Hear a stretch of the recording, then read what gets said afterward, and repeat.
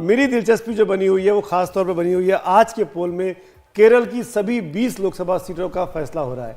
और उसमें सबसे खास बात यह है कि 19-1 था पिछली बार, यानी 20 का 20 ब्लॉक इंडिया के पास था। इस बार बीजेपी की वजह से ट्रायंगुलर कॉन्टेस्ट हो गया है। कम से कम 5-6 सीटों पर, जैसे एंटनी साहब के बेटे की सीट है, सुरेश गोपी की सीट है, राजीव चंद्रशेखर की तिरुवनंतपुरम की सीट है। आपको क्या लगता है बीजेपी साउथ में इनरोड खासकर केरल में बना पाएगी? देखिए, केरल एक बहुत महत्वपूर्ण राज्य रहा है भाजपा के लिए, सीट रही हो या ना रही हो। और राजगोपाल जी जो वहाँ अध्यक्ष हुआ करते थे, मैं जब जाती थी तो तिरुवनंतपुरम में जो वोट डाल रहे होते शशि थरूर को भी वो भी बता जाते थे कि राजगोपाल जी की सामाजिक एक्सेप्टेंस जो थी वो बहुत हाई थी। लेकिन उस बात से और आज बीजेपी कहीं ज़्यादा इनरोड कर चुकी है। नायर समाज जो कि श्री नारायण धर्म परिपालन संस्थान या श्री नारायण गुरु का पालक था, वो काफ़ी हद तक भाजपा का एक समर्थक बन के उभर चुका है।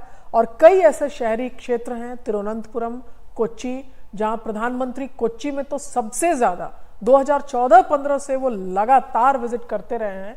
और उसका फल और परिणाम ये है कि भाजपा का फुटप्रिंट जो है वो वोट परसेंटेज में दिखता है। लेकिन क्या ये वोट परसेंटेज सीट में बदलेगा, ये एक यक्ष प्रश्न है। और केरल हिंदुस्तान ही नहीं, दुनिया का वो एक जगह, एक राजनीतिक इलाका है जहां की वामपंथ का जो ऐसा भी कहते हैं कि सबसे अधिक अगर संघ की कार्यशालाएं हैं तो वो केरल में है। आप अगर जाएं वहां तो धर्म के नाम पर जितनी संस्थाएं वहां चलती हैं, आयुर्वेद का आप देख लीजिए, संस्कृत के आचार्यों का देख लीजिए, इंडिजिनस नॉलेज पे देख लीजिए, सबसे ज्यादा केरल में इसका गढ़ है। लेकिन सबसे ज्यादा वामपंथ की राजनीति वहीं हो रही है। लेकिन एक एस्पिरेशनल क्लास वहां इमर्ज कर चुका है और केरल दुनिया के जो डेवलपमेंट्स हैं उससे एक अलग थलग दिखता है। और ये बात अब मलयाली लोग काफी संख्या में इमिग्रेट करते हैं मिडिल ईस्ट में, दुनिया के हर इलाके में प्रोफेशनल वर्कर्स की तरह। तो अब उनको दिखता है कि बगल में बंगलोर एक अलग रूप पकड़ चुका है और केरल जो है उसके हिसाब से दिखता है कि दुनिया के डेवलपमेंट। मेरे पास एक इंटरेस्टिंग डेटा है 2019 का, अमिताभ जी का हमारी टीम ने मिलकर निकाला है। ऐसी 5 सीटें हैं जहां पर बीजेपी ने 20% से ज्यादा वोट पाया था 2019 में। तिरुवनंतपुरम में 31.3% वोट पाया था।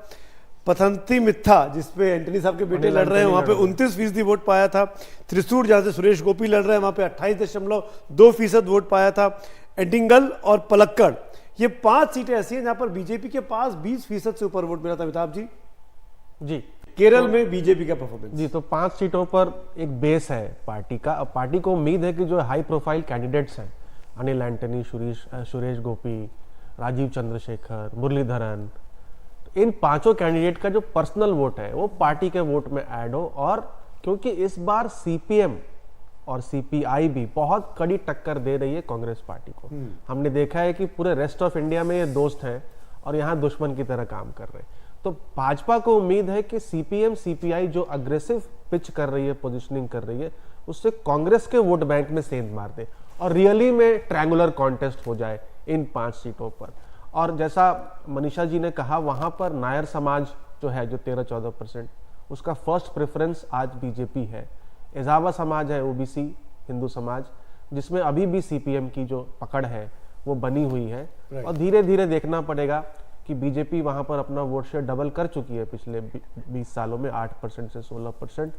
उतना आसान नहीं है, देखते हैं। और आज ये भी देखना होगा क्योंकि वायनाड की सीट पर इलेक्शन हो जाता है, उसके बाद शायद अमेठी और रायबरेली का भी कुछ डिसीजन अब सबके सामने हो।